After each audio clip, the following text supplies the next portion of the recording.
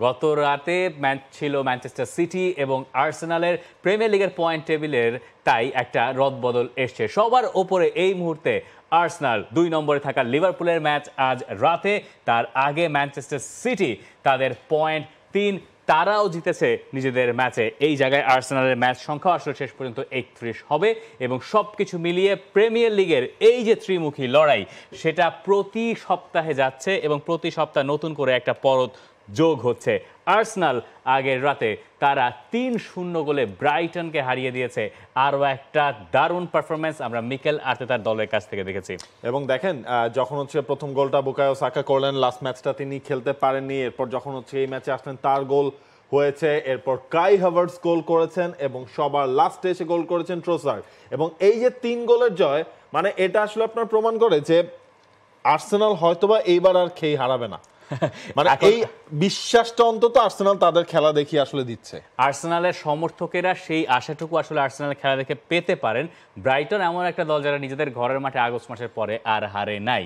ওই জায়গায় গিয়ে আর্সেনালের শুরুটা যে খুব ভালো হয়েছিল তা না, ব্রাইটন বেশ ভালো স্টার্ট করেছিল, কিন্তু আর্সেনাল ম্যাচিউর ফুটবল খেলেছে এবং আর্সেনালের কাছ থেকে আমরা যেটা দেখেছি তারা ম্যাচ কিল করে ফেলতে পারছে। এই ম্যাচে ম্যান অফ দ্য ম্যাচকে কাই হাভার্টস, যিনি গোল করেছেন সেটা ঠিক আছে জর্জিনিওর একটা কাটব্যাক থেকে, কিন্তু তার ডিফেন্ডিং ওয়ার্ক, কিন্তু ডিফেন্ডিং ওয়ার্ক কাই হাভার্টসের ওইটা ফ্যান্টাস্টিক ছিল। ডেভিড রায় একটা ভালো সেভ করেছেন ম্যাচের ক্রুশাল মোমেন্টে, যখন 1-0 গোলে মাত্র আর্সেনালে গিয়ে। তাদের ডিফেন্সিভ জায়গাগুলো ভালো ছিল এবং আর্সেনালের এবারের সিজনের সবচেয়ে বড় শক্তি আসলে তাদের ডিফেন্সটা, যে কারণে তারা গোল করতে পারছে। এবং দেখুন, ব্রাইটনের মাঠে গিয়ে আপনি যখন গোল শূন্য অবস্থায় রেখে আসছেন, আর্সেনাল এই নিয়ে টানা 5টা অ্যাওয়ে ম্যাচ ক্লিন শিট রাখলো। মানে এইটা সস্তা কথা না। এই আর্সেনাল আর আগের বার আর্সেনালের ভেতরে একটা তফাৎ আছে, সেটা আমরা দেখতে পাচ্ছি। দেখেন আপনি হচ্ছে এই বছর তারা যে ম্যাচগুলো খেলেছে, এই যে ধরেন হচ্ছে 10টা ম্যাচ তারা খেললো, 10টা আর একটা 11টা ম্যাচ খেললো, সেখানে মাত্র 4টা গোল কিন্তু আর্সেনাল কনসিড করেছে। আপনি এই জানুয়ারি থেকেও ম্যাচগুলো যদি দেখেন, তারা 33টা গোল দিয়েছে, 4টা গোল কনসিড করেছে, সেই হিসেবে গোল ব্যবধান 29। এবং সব মিলিয়ে তাদের এবারের সিজনে যে 31টা ম্যাচ তারা খেললো, সেখানেও কিন্তু গোল ব্যবধান অনেক বেশি। এবং আর্সেনালের আমার কাছে মনে হয় যে আসল পরীক্ষাটা আসলে এর পর থেকে শুরু হয়ে যাচ্ছে। হ্যাঁ, আমরা বেশ কবার বলছিলাম যে আর্সেনাল এই বুঝি পাহড়কে পড়ে, এই বুঝি তারা আগের মতো সেই আর্সেনালকে দেখা যায়। এবার তারা এখনো একটা পর্যায় পর্যন্ত আছে, চ্যাম্পিয়ন্স লিগের ম্যাচ, এরপরে তাদের একটা না একটা ঠাসা সূচি আছে এবং চ্যাম্পিয়ন্স লিগের কোয়ার্টার ফাইনাল পরপর মানে সপ্তাহখানেকের গ্যাপ, এর মাঝে আপনার বড় বড় ম্যাচগুলো, প্রিমিয়ার লিগের, এই সব কিছু মিলিয়ে আর্সেনালের এই দলটা মানে একবার ইউরোপ একবার প্রিমিয়ার লিগ এই করে এই টানাপোড়েনের মাঝখানে তারা আসলে কতখানি নিজেদেরকে ধরে রাখতে পারে, সেটাও আরেকটা ম্যাচুরিটির প্রমাণ যে আর্সেনাল আসলে কত দূর যেতে পারবে। এবং যেই 3টা দল আসলে ত্রিমুখী রেস যাদের নিয়ে চলছে ইংলিশ প্রিমিয়ার লিগে, তারা কিন্তু আপনি দেখেন এখন কিন্তু কেউই পয়েন্ট হারাচ্ছে না। মানে লাস্ট 2টা রাউন্ড বা 3টা রাউন্ডে যে লাস্ট 3 রাউন্ডের মধ্যে নিজেদের মধ্যেই তো খেলা ছিল, ওটা ড্র বাদ দেন। ম্যানচেস্টার সিটি তারা ব্যাক টু ব্যাক 2টা ম্যাচ জিতেছে। যে ম্যানচেস্টার সিটি আগের 2টা ম্যাচ যারা ড্র করেছিল, তারা এরপরে সে 2টা ম্যাচ ব্যাক টু ব্যাক তারা জিতলো এবং ডমিনেটিং উইন। এবং ক্রিস্টাল প্যালেসের সঙ্গে ম্যানচেস্টার সিটি সারপ্রাইজিংলি শুরুতে পিছিয়ে পড়েছিল, পরে কেভিন ডি ব্রুয়না একদমই সময় নেন নাই জবাবটা দিতে এবং সেটা অনেকটুকু সাহায্য করেছে। লুইস গোল করেছেন সেকেন্ড হাফের শুরুর দিকে এবং এরপরে গিয়ে এর্লিং হল্যান্ড করেছেন তৃতীয় গোলটা। চতুর্থ গোলটা এসে আরও একবার কেভিন ডি ব্রুয়নার কাছ থেকে। যে ক্রিস্টাল প্যালেসের মাঠে ম্যানচেস্টার সিটির রেকর্ড খুব একটা ভালো না এবং গেল কয়েক বছর ধরে আমরা যেটা দেখতে পাচ্ছি, পেপ গার্দিওলার দল ক্রিস্টাল প্যালেসের সঙ্গে সময় সময় ঢুকেছে। ইনফ্যাক্ট এইবার যখন তারা 2 লেগ মানে আগের লেগে দেখা হয়েছে, তখনও ম্যান সিটি ভালো করতে পারে নাই।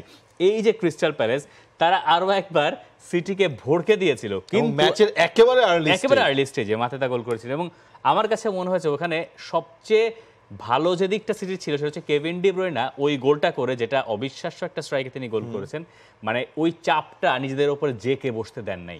এবং দেখেন এই ম্যাচে যখন ম্যানচেস্টার সিটি মাঠে নামে, ফিল ফোরেনকে তারা রেস্ট দিয়েছিল, বার্নার্ডো সিলভাকে রেস্ট দিয়েছে, জ্যাক গ্রিলিশ তিনি সুযোগ পেয়েছিলেন স্টার্টিং 11-এ। জ্যাক গ্রিলিশের খেলা না, এই ম্যাচে 4টা গোলের মধ্যেই জ্যাক গ্রিলিশের কিন্তু অবদান আছে। 2টা ডিরেক্ট অ্যাসিস্ট আর 2টা খুবই ভালো একটা বিল্ড আপ আছে। এর আগেরটাও ধরেন হচ্ছে যখন রিকো লুইস গোল করলেন, ওটারও ফার্স্ট স্টার্ট আপটা তার কাছ থেকে হয়েছিল।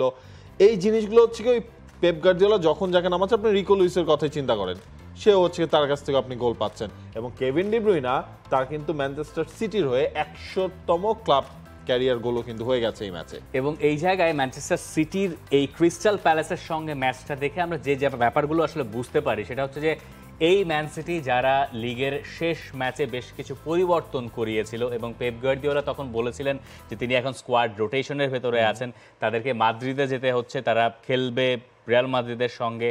তার আগে এই যে লুইস যে গোল করলো বা বব যে খেললেন, এদের একটা ইম্প্যাক্ট কিন্তু এই চ্যাম্পিয়ন্স লিগের ম্যাচে থাকতে পারে বলে অনেকে ধারণা করছেন। কারণ ম্যানচেস্টার সিটির কাছে আপনি যদি ওই Bernardo Silva, Jack Grealish, Phil Foden এদের সবাইকে নামিয়ে দেন, আপনি যদি 5টা সাব ইউজ করেন, কথার কথা আপনি ওই সাপোর্টটা কিন্তু মানে আপনার বেঞ্চে কিন্তু সব যে ইউলিয়ান আলভারেজ তা কিন্তু না। দ্বিতীয়ত ভার্দিওল আগের 2টা ম্যাচে আমার কাছে মনে হচ্ছে যথেষ্ট ভালো খেলেছিলেন, যদিও এই ম্যাচটায় ক্রিস্টাল প্যালেস ইনজুরি বা সব কিছু মিলিয়ে তাকে চ্যাম্পিয়ন্স লিগের ম্যাচের আগে তারা ফেরত পাবে কিনা। ম্যান সিটির এই ম্যাচের পারফরমেন্স আশা জাগা নিয়ে এবং আগের সিটির কথা মনে করিয়েছে ঠিকই, কিন্তু তাদের এখনও যে ব্যাপারগুলো মানে কি বলে কিছু কিছু জায়গায় তারা যে আগের মতো সেই শার্পনেস দেখাতে পারছে না, স্পেশালি ডিফেন্সিভলি, সেগুলোও এই ম্যাচে কিছু কিছু জায়গায় ছিল আসলে আমার কাছে মনে হচ্ছে। সিটির কথা তো আমরা বলছিলাম, শুনছিলাম, দেখছিলাম, তবে এবার ম্যানচেস্টার ইউনাইটেড, ম্যানচেস্টারের আরেক প্রতিনিধি, তারা কি করবে আজকে রাতে তাদের ম্যাচ লিভারপুলের সঙ্গে, এবং লিভারপুল তারা আজকে রাতে ম্যাচটা যদি জিততে পারে লিভারপুল কিন্তু উঠে যাবে পয়েন্ট টেবিলের শীর্ষস্থানে। তবে কোনো অঘটন যদি ঘটাতে পারে ম্যানচেস্টার ইউনাইটেড, যেহেতু তাদের নিজেদের মাঠে খেলা, যদিও নিজেদের মাঠেও ম্যানচেস্টার ইউনাইটেড এখন অনেকটাই অচেনা, তাহলে হয়তো বা ম্যানচেস্টার সিটি এবং একই সাথে আর্সেনাল তাদের কপাল খুলবে। এবার আসেন কয়েকটা ব্যাপারে। প্রথমত হচ্ছে যে অনেকেই ধারণা করেছিলেন হয় লিভারপুল অথবা ম্যান সিটি যে ব্রাইটনের কাছে আর্সেনাল হয়তো পয়েন্ট হারাতে পারে, মানে যে ম্যাচের ফিক্সচার তাতে একটা তো পয়েন্ট হারাতে হবে। এই জায়গায় লিভারপুলের দিকে তাকিয়ে থাকবে ম্যান সিটি আর আর্সেনাল, যদি এখানে ম্যানচেস্টার ইউনাইটেড কিছু একটা করতে পারে। আর ম্যানচেস্টার ইউনাইটেড আছে উভয় ত্রিমুখী সংকটে। আপনি চিন্তা করেন, if you are a Manchester United fan, আপনি এই তিনটার কাকে আসলে চান যে প্রিমিয়ার লিগ জিতুক? যদি লিভারপুল প্রিমিয়ার লিগ জিতে তাহলে তাদের প্রিমিয়ার লিগের টাইটেল সংখ্যা হবে 20টা, মানে লিগের ইংলিশ লিগের টাইটেল সংখ্যা, যেটা ম্যানচেস্টার ইউনাইটেডের সমান। যদি ম্যানচেস্টার সিটি জিতে, এটা তাদের ডিরেক্ট সিটি রাইভাল, চাইবে না তারা ম্যান সিটি জিতুক। আর্সেনালকেও তারা সহ্য করতে পারে না আর্সেনাল প্রিমিয়ার লিগ জিতুক, এটাও তারা চাইবে না। কিন্তু মনদের ভালো বোধহয় আর্সেনালের পক্ষে তাদের একটা বাজি থাকে, সেটা যদি করতে হয় ইউনাইটেডকে লিভারপুলকে আটকে দিতে হবে, যেটা যদি আপনি চেলসির সঙ্গে খেলা দেখে থাকেন ম্যানচেস্টার ইউনাইটেডের, তাহলে সেটার ব্যাপারে আশা করবেন না আপনি। এবং এর মধ্যে ক্যাসেমিরো তিনি ইনজুরিতে পড়েছেন, হয়তো আজকের ম্যাচটা তিনি খেলতে পারবেন না। রাফায়েল ভারানে, তারও আসলে খেলার সম্ভাবনা কম। সব মিলিয়ে ম্যানচেস্টার ইউনাইটেড তারা লাস্ট যে ম্যাচটা, এটা হারের পর কি এরিক টেন হ্যাগের মনে হয় আর কোনো কিছু আসলে বাকি নাই? এরপরে দুটা প্রশ্ন, মানে আপনি দেখেন লাস্ট দুটা ম্যাচের পর চ্যাম্পিয়ন্স লিগের একটা সময় কিন্তু মনে হচ্ছিল টপ 4-এ হয়তোবা ম্যানচেস্টার ইউনাইটেড আসতে পারবে, আমার মনে হয় সেই আশাটাও কিন্তু অনেকটা কমে গেছে। ব্রেন্টফোর্ডের সঙ্গে যখন ইউনাইটেড ড্র করলো ওই জায়গাতেই ঠিক হয়ে গেছে যে এই দলের পক্ষে টপ 4-এ থাকা যাবে না, মানে গাণিতিকভাবে হয়তো এখনো সম্ভাবনা আছে চেলসির আগেরটা। এরপরে যখন ম্যানচেস্টার ইউনাইটেড খেললো চেলসির সঙ্গে, মানে ওইটা তো একটা অদ্ভুত উদ্ভট পারফরমেন্স। আপনি 98 মিনিট পর্যন্ত এগিয়ে থেকে 99 মিনিট 101 মিনিটে গোল খাবেন জায়গায় জায়গায় দাঁড়িয়ে। বাংলাদেশের কোনো ক্লাব এই কাজ করে না। মানে আমি যতদিন আমার বাংলাদেশ প্রিমিয়ার লিগের খেলা দেখার সৌভাগ্য হয়েছে, আমি প্রিমিয়ার লিগও আমার অনেক দিন ধরে ফলো করছি, আমি আমার জীবদ্দশায় কোনো দিন এইভাবে দাঁড়ায় এইভাবে বাংলাদেশ প্রিমিয়ার লিগের কোনো দলকেও গোল খাইতে দেখি নাই। 101 মিনিটে ইউনাইটেড যেই গোল খাইছে কর্নার কিক থেকে। যাই হোক, এটা বোধহয় অনেক বড় স্টেটমেন্ট হয়ে গেল, হোয়াট এভার।